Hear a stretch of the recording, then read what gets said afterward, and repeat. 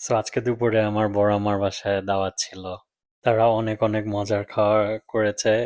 Specially আমার এই মাছটা অনেক ফেভারিট, সো এটা করছে। One of the main reason আমি ওই বাসায় যেতে চেয়েছি ইজ বিকজ আমি বাচ্চাদের সাথে দেখা করতে চাইছি। সো লাইক ওদের ঈদই দেওয়া বাকি ছিল। সো ওরাও দেশের বাইরে ছিল। সো যখন আসছে আমি গেলাম, যাওয়ার পরে ওদের ঈদিটা দিয়ে আসলাম। লাস্টবার যখন আমি বাংলাদেশে যাই ওরা এই মাছটা করছে and আমার অনেক ভালো লাগছিল। So আমি আমাকে যখন জিজ্ঞাসা করছে যে কি খেতে চাও, আমি বললাম যে এই মাছটা কইরো।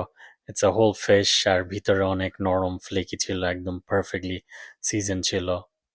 আর আমার যা যা ফেভারিট খাওয়া সবকিছু রান্না করছে। ছোটবেলায় বড় আমার বাসায় গেলে মটরশুটির এই পোলাওটা করতো আর রোস্ট করতো। সো এতদিন পর খেয়ে অনেক ভালো লাগলো, সেম টেস্ট এভরিথিং। সো এতগুলা খাওয়া খেয়েও আমরা আবার বাইরে গিয়েছিলাম এন্ড বাইরে যেয়ে আরো খাওয়া খাইছি। এখানে দেখতে পারতেছেন যে মাছটা কত নরম আর কত সিজন ভালো, একদম অনেক ভালো ছিল।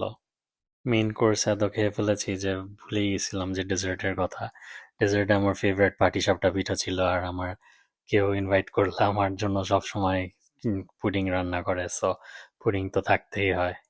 আমাদের বিক্রমপুরের খিরসা দিয়ে একদম ভালো করে এই পাটিসাপটা পিঠাটা রান্না হয়েছিল, আর পুডিংটাও অনেক মজা ছিল। সো ওভারঅল অনেক ভালো লাগছে, মজা করছি।